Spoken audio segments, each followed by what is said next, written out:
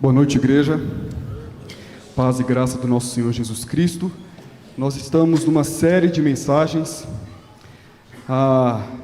pensando no aspecto escatológico. Ora vem, Senhor Jesus, em 2 Pedro. E hoje nós vamos dar continuidade às nossas reflexões, nossas meditações. Quero então convidar a igreja a abrir a palavra do Senhor em 2 Pedro. No capítulo 1, apenas os versos 5, 6, 7 e 8, do 5 ao 8. Mesmo assentados com toda a reverência, nós faremos a leitura desse texto sagrado, e assim diz a palavra do nosso Deus. Por isso mesmo, vós, reunindo toda a vossa diligência, associai com a vossa fé a virtude, com a virtude o conhecimento, com o conhecimento o domínio próprio, com o domínio próprio a perseverança, com a perseverança a piedade, com a piedade a fraternidade, com a fraternidade o amor. Porque estas coisas, existindo em vós, e em vós aumentando, fazem com que não sejais nem nativos, nem infrutuosos no pleno conhecimento de nosso Senhor Jesus Cristo. Amém. Meus queridos, nós vamos refletir nessa noite sobre as virtudes cristãs. Um escândalo da operação da graça. As virtudes cristãs, um escândalo da operação da graça. Crianças, primeira palavra que vocês devem aí escrever e já guardar na mente e no coração é a palavra virtude. O que são virtudes? Qualidades, manifestações agradáveis, positivas, morais, de um bom homem e de uma boa mulher. Mas nessa noite nós não falaremos de qualquer expressão de virtude. Falamos a respeito das virtudes cristãs, que são, sim, meus queridos, um escândalo da operação da graça em nossos corações. Nessa pequena perícope, o apóstolo Pedro fez uma exortação bem intrigante. Ele disse: por isso vós mesmos, reunindo toda a vossa diligência. Muito obrigado, querido. Reunindo toda a vossa diligência. Para entender o que Pedro quis dizer com reunindo toda a vossa diligência, eu encontrei na NVI a seguinte afirmação: empenhem-se para acrescentar. Linguagem de hoje: façam todo o possível para juntar. A Nova Almeida atualizada, concentrando todos os seus esforços. Pois bem, empenhem-se, façam todo o possível, concentre todos os esforços e sejam diligentes. A palavra diligência aqui é interessante porque no grego, ela primeiro carrega a ideia de pressa. A palavra diligência aqui carrega no grego a ideia de pressa. Uma ação de mover-se rapidamente, acelerar, rapidez. Ou seja, nós entendemos que a diligência cristã, ela é uma busca pela economia de tempo. A diligência cristã, ela é um senso, ela se move pelo senso de urgência. Sobre isso, um reverendo Alexander Maclaren, ele afirmou certa vez, abre aspas, vou citá-lo, diz assim: pouco progresso será feito se não trabalharmos com o sentimento de que a noite está avançada, o dia está próximo, ou com a convicção aparentemente oposta, mas na verdade idêntica. Devo realizar as obras daquele que me enviou enquanto é dia. Chega a noite em que nenhum homem pode trabalhar. O dia da plena salvação, repouso e bem-aventurança está próximo do amanhecer. A noite de choro, a noite de labuta está quase no passado. Por ambos os aspectos dessa breve vida, deveríamos ser estimulados a nos apressar. Deveríamos ser estimulados a nos apressar. Há muita estagnação espiritual. Há muita atrofia espiritual. Há muito raquitismo espiritual, cristalização, inércia. Enfim, há várias formas de denominar a falta de progresso e a falta de desenvolvimento espiritual. Há um dito sobre essa perspectiva que afirma: a vida cristã não deve ser um espasmo inicial seguido por uma inércia crônica. Repito, a vida cristã não deve ser um espasmo inicial seguido por uma inércia crônica. E o apóstolo Paulo, dentro dessa lógica, afirmou: desenvolvei a vossa salvação. Meus queridos, a mensagem dessa noite é o seguinte: precisamos diligentemente, ou seja, com pressa, enquanto é dia, desenvolver, reconhecer, desenvolver, aperfeiçoar e ver as obras concernentes às virtudes cristãs. As pessoas precisam olhar para o convertido e falar: é esse mesmo? É essa aí? Que antes estava na bebida, que antes estava nos prazeres, que antes estava caído, mas agora, pela operação da graça, demonstra domínio próprio, demonstra um viver que exalta o nome do Senhor. É esse mesmo?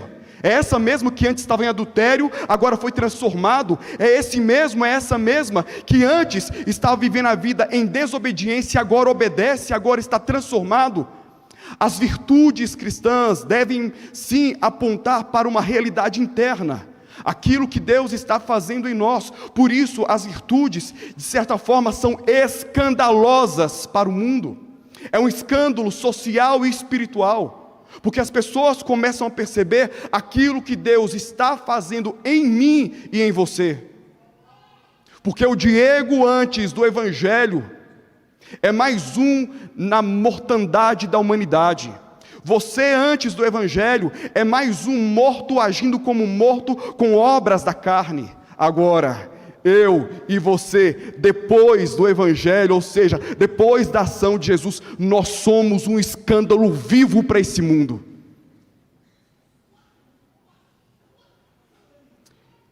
Crianças, segunda palavra para vocês: graça, favor imerecido de Deus. Vamos, pois, meus irmãos, ver algumas lições que esse texto nos apresenta. Primeira lição: existem em nós virtudes concedidas por Deus. Versículo 8 diz assim: porque estas coisas existindo em vós, paro aqui. Porque estas coisas existindo em vós. Por estas coisas, o apóstolo Pedro está referindo-se então às virtudes: fé, virtude, conhecimento, domínio próprio, perseverança, piedade, fraternidade e amor. Elas já estão presentes no regenerado. Elas foram semeadas por Deus no coração do convertido. E essa premissa elimina toda a vaidade do meu e do teu coração. A virtude não é obra do meu braço. A virtude não é obra de um aspecto social no qual eu desenvolvo em mim ou em outras pessoas. Não, essa virtude a qual nós estamos falando é obra de Deus, semeada por Deus em nossos corações.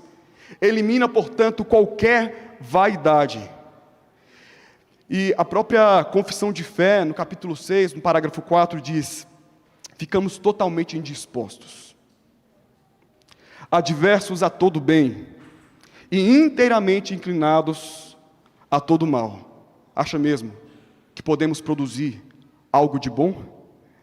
Fato é que João Calvino disse certa vez: tudo que você vê de bom em mim é Cristo. Tudo de mal sou eu mesmo. Tudo de bom que há em mim, que há em você, é Cristo. Tudo de mal, tudo, somos nós mesmos. Sobre esse assunto, o apóstolo Paulo afirmou, Romanos capítulo 6, versículo 22, agora, porém, nós, libertados do pecado, transformados em servos de Deus, tendes o vosso fruto para a santificação. Tendes o vosso fruto para a santificação. Que fruto é esse? São as virtudes espirituais, também descritas por Paulo em Gálatas 5, 22 a 23, como muitos aqui conhecem, e diz o texto: mas o fruto do Espírito é, vamos ler juntos, se puder colocar, por favor. Mas o fruto do Espírito é amor,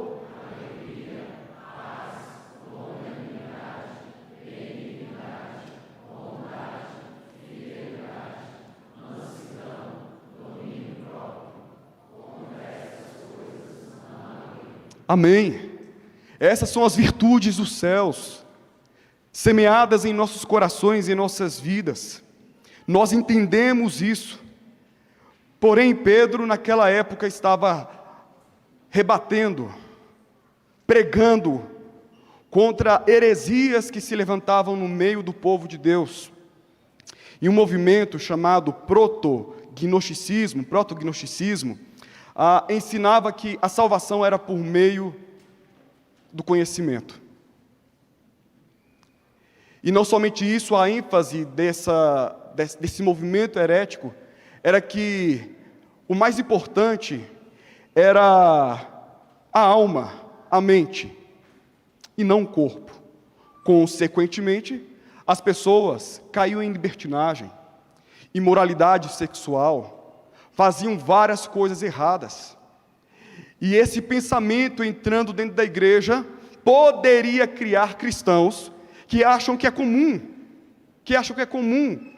se converter, passar pelo processo de conversão, mas manter ainda aquele padrão moral, estético da vida passada. E Pedro está dizendo que não. Agora o homem e a mulher de Deus tem uma estética, tem um padrão, tem uma vida diferenciada. Para um viver virtuoso, primeiro, eu preciso reconhecer: as virtudes já foram depositadas em mim. Elas não são expressões do homem natural, caído, mas elas são, sim, ofertas da graça de Deus. Segundo, para esse viver virtuoso, eu preciso todos os dias lutar contra os resquícios de corrupção que me estimulam a viver e abraçar as obras da carne. Meus queridos, nós somos depositários das virtudes de Deus. Nós somos a terra da semeadura espiritual. Nós somos a obra sendo lapidada pelas mãos do grande e supremo artista. Em nós existem bondades, em nós existem virtudes que são obras de Deus. Segunda lição que eu aprendo nesse texto, com base no versículo 5 até o versículo 7, é que as virtudes são completas, mas necessitam ser associadas. Repito, as virtudes são completas, mas necessitam ser associadas. Olha o que o texto diz. Por favor, olhe para a palavra do Senhor que diz assim: associai com a vossa fé a virtude, com a virtude, o conhecimento, com o conhecimento, domínio próprio, com o domínio próprio, a perseverança, com a perseverança, a piedade, com a piedade, a fraternidade, com a fraternidade, o amor. O objetivo desse processo de crescimento espiritual, como foi pregado anteriormente, é para manifestar a minha participação na natureza divina. E essa foi uma linguagem forte que Pedro usou para dizer que nós estamos sendo transformados. E sim, nós estamos cada vez mais ferramentados pelo próprio céu para fugirmos da corrupção do mundo, tornando-nos santos no Senhor. E para um maior desenvolvimento da nossa fé, nós precisamos então associar, unificar as virtudes. E eu chamo a sua atenção para o termo associai. No grego, esse termo associai dá a ideia de levantar as mãos, as duas mãos. Levantar as mãos, fazendo alusão, como muitos pensam, ao coro de uma dança grega, onde no coro as pessoas se juntavam numa ciranda, de mãos dadas, e assim, no mesmo compasso, no mesmo ritmo, faziam a dança acontecer. E nessa dança das virtudes, Pedro então ensina: acrescente à fé virtude. Fé, crença fundamental na obra e na pessoa de Jesus. Virtude é a excelência do caráter, ênfase no comportamento moral. Agora imagine o oposto.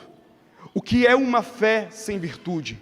Uma pessoa que fala, creio em Jesus, mas quando sai do domingo, na segunda-feira, nega com sua vida aquilo que diz crer.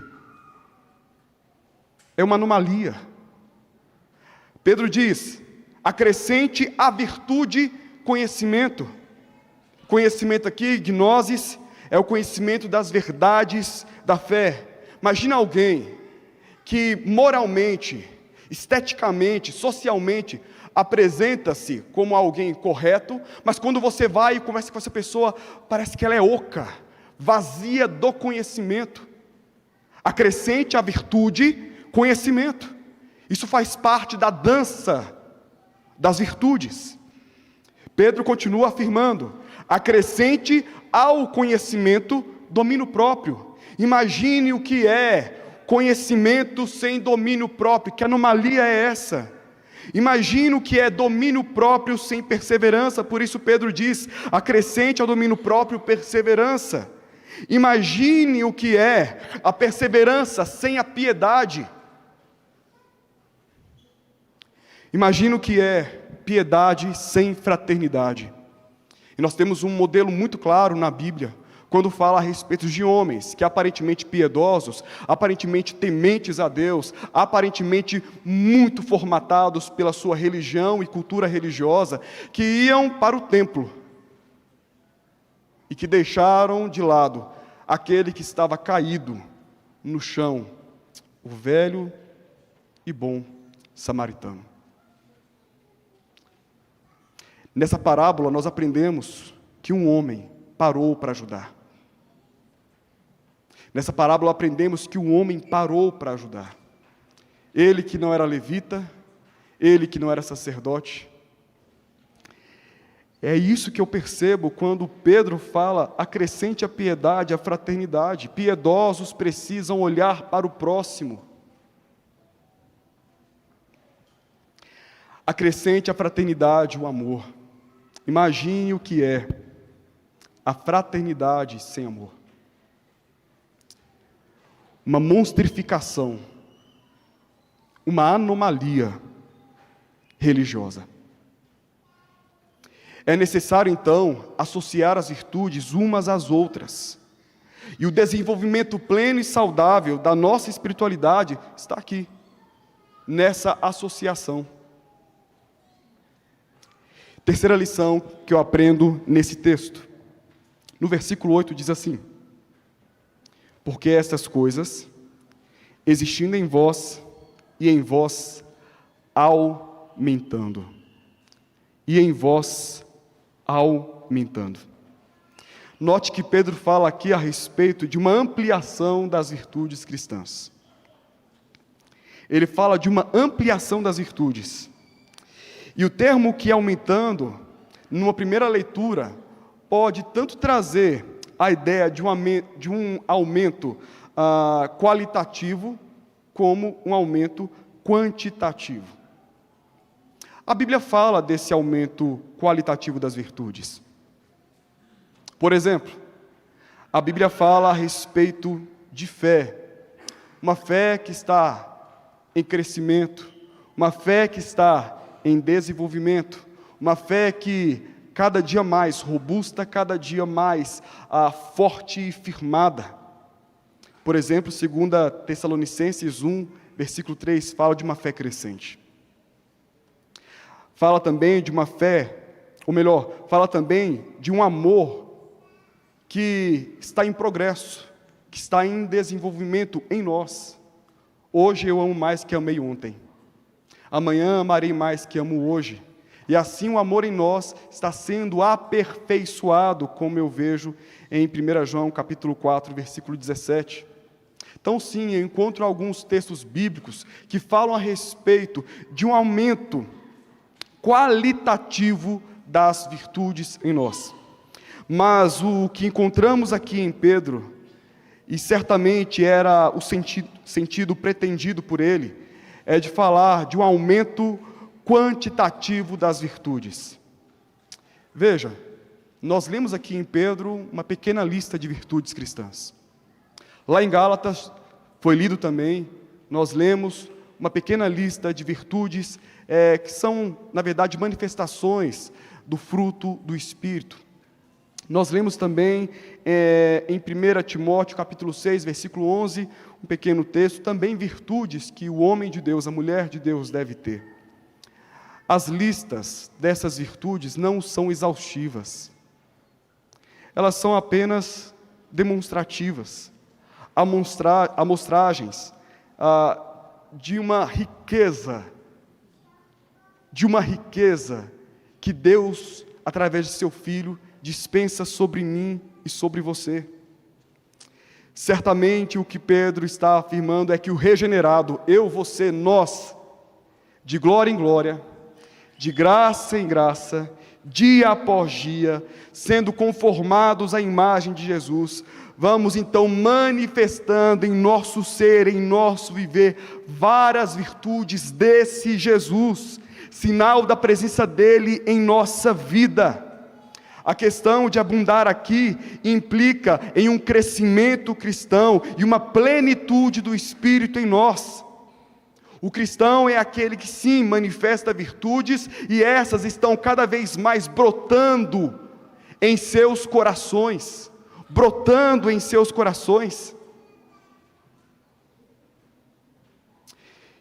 Quarta lição que eu aprendo nesse texto: as virtudes estimulam a operosidade e frutificação. E eu deixei por último, crianças.